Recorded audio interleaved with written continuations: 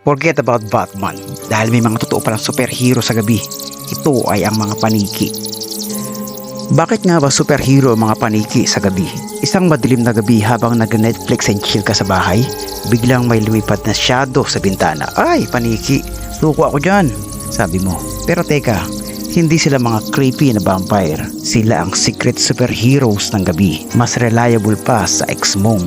I'll text you later. Tara, basagin natin ang stereotypes. Superhero number 1, mga bartagulan sa mga lamok. Imagine mo, isang paniki ang kayang kumain ng 1,000 lamok kada oras. Parang may built-in na mosquito zapper ang lalamunan nila. Habang ikaw ay naka-off-lotion at naiinis sa kati, sila yung nagpipesta sa mga pesteng yan. Kumbaga, sila ang mga original good night, sleep tight, don't let the bed bugs bite squad. Superhero number 2, mga taga-pollinate na mga paborito natin. Oo, sila rin ang dahilan kung bakit may durian, mangga, banana. Sa gabi, lumilipad ang mga paniki para magkalat ng pollen sa mga bulaklak. Parang grab delivery ng kalikasan. Kung wala sila, baka wala tayong ice cream flavor na durian overload sa mga convenience store. Shout out sa mga paniki. Salamat sa serbisyo. Superpower number 3, mga bodyguard ng mga taniman. Sabi ng farmers, uy, ang daming peste sa gulay ko, sabi ng paniki. Oh dear, sa US pa lang nakakatipid ang mga magsasaka